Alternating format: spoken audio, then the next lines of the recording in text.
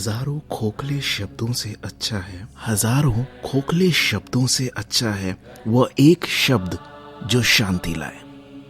दोस्तों, हमारे जीवन में हजारों और लाखों करोड़ों शब्द आते हैं और चले जाते हैं, लेकिन हमें वो शब्द नहीं मिल पाता है जिस शब्द से बस शांति मिल जाए। और वो शब्द जब मिलता है तो व्यक्ति नहीं रह जाता, वह बुद्ध हो जाता है। दोस्तों, मैं हूं ऋषि सिन्हा और आज साहित्यिक हस्ताक्षर चैनल के माध्यम से आपसे बात करेंगे महात्मा बुद्ध के जीवन के बारे में।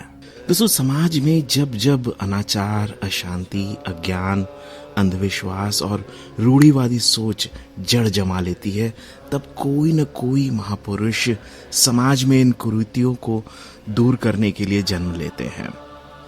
महात्मा गौतम बुद्ध भी ऐसे ही काल में पैदा हुए थे जब समाज में अनेक प्रकार की कुरीतियां अपना दुष्प्रभाव दिखा रही थीं।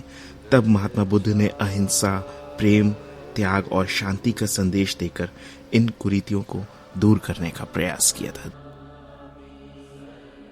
दोस्तों, महात्मा बुद्ध का जन्म 569 ईसा पूर्व में कपिल वस्तु में हुआ था। इनके पिता एक राजा थे और पिता का नाम शुद्धदेन और माता का नाम माया था। महात्मा बुद्ध का जन्म लुम्बिनी नामक स्थान पर हुआ था। इनके जन्म के कुछ दिन बाद ही इनकी माता की मृत्यु हो गई थी। और महात्मा बुद्ध का जब जन्म हुआ था तब एक ज्योतिषाचार्य ने इनको बताया था, इनके पिता को, कि या तो महात्मा बुद्ध पूरे विश्व के ऊपर राज करेंगे या तो फिर ये पूरे विश्व को एक नया धर्म देंगे और पूरे विश्व को धर्म का रास्ता दिखाएंगे। इनके पिता उसी वक्त से चिंतित हो गए कि इनको वैराग्य से दूर रखना है। ये अपने पिता की इकलौती संतान थे, इसलिए इनके पिता इनसे बहुत प्यार करते थे। महात्मा बुद्ध बचपन से ही गंभीर और शांत रहने लगे। जैसे जैसे ये बड़े हुए, सांसारिक सुखों से इनका मन हटने लगा। हृदय में वैराग्य उत्पन्न हुआ। यह देख के इनके पिता शुद्धोदन को काफी चिंता हुई और काफी उपाय किए इन्होंने कि इनका मन सांसारिक भोगों में लग जाए। और उसके बाद में इनके पिता ने महात्मा बुद्ध का विवाह यशोधरा जी के साथ में कर दिया। कुछ दिन बाद उनके एक पुत्र हुआ और उसका नाम राहुल रखा गया। तो राजकुमार के तौर पे महात्मा बुद्ध का नाम सिद्धार्थ था और राजकुमार सिद्धार्थ के मन में धीरे धीरे बेटा होने के बाद भी इनके मन में परिवर्तन होने लगा। और राजकुमार सिद्धार्थ ने एक दिन अचानक ही नगर में घूमने की इच्छा प्रकट की। राजा लड़के थे तो इन्हें इजाजत भी मिल गई और राजा चूंकि इनसे काफी प्यार करते थे तो राजा ने नगर के रक्षकों को संदेश दिया कि वे राजकुमार सिद्धार्थ के सामने कोई भी ऐसा दृश्य ना लाएं जिससे उनके मन में संसार के प्रति वैराग्य की भावना और ज्यादा पैदा हो। सिद्धार्थ नगर में घूमने गए। उन्होंने नगर में एक बूढ़े व्यक्ति को देखा। उसे देखते ही सारथी से पूछा, कौन है ये?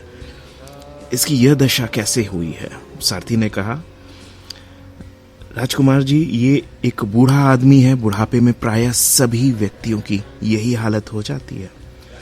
राजकुमार सिद्धार्थ ने एक दूसरे दिन एक रोगी को देखा। रोगी को देखकर उन्होंने उसे तड़पता हुआ देखकर सारथी से पूछा, ये ऐसे क्यों तड़प रहा है? क्या रोग इसे हो गया है और ये ऐसा क्यों है?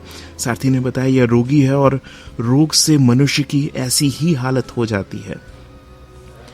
इन काफी सारी घटनाओं से सिद्धार्थ का वैराग्य भाव और बढ़ गया। सांसारिक सुखों से उनका मन हट गया। जीवन के रहस्य को जानने के लिए राजकुमार सिद्धार्थ ने संसार को छोड़ने का निश्चय किया। वे एक दिन रात को उठे जब यशोधरा सो रही थीं, साथ में उनका पुत्र भी सो रहा था। काफी लंबे समय तक इन्होंने अपनी पत्नी और बेटे को देखा और गहरी नींद में छोड़ चुपचाप घर से चले गए।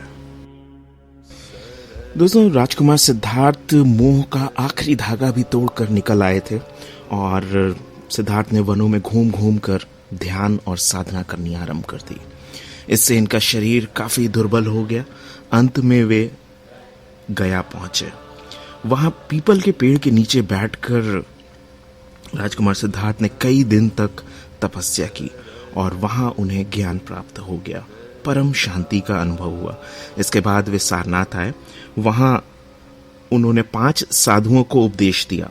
वे घूमते घूमते कपिलवस्तु भी गए। वहां उन्होंने अपने माता पिता, पुत्र, पत्नी सभी को उपदेश दिया और वो लोग भी इनके उपदेशों को सुनकर इनके मार्ग पर चले और बौद्ध बन गए।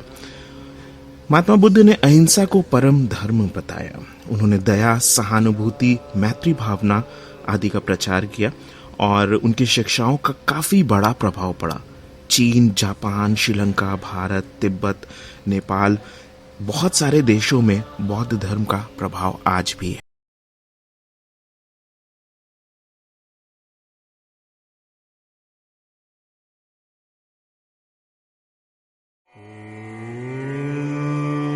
महात्मा बुद्ध ने जिस परम ज्ञान और गहरी शांति का अनुभव प्राप्त किया था, वे उस मार्ग पर चलने का ज्ञान सभी को जीवन भर उसका प्रचार प्रसार करते रहे, सभी को बताते रहे और 80 वर्ष की आयु में कुशीनगर में महात्मा बुद्ध ने अपना शरीर त्याग दिया और महानिर्वाण की तरफ चले गए, महानिर्वाण को प्राप्त किया।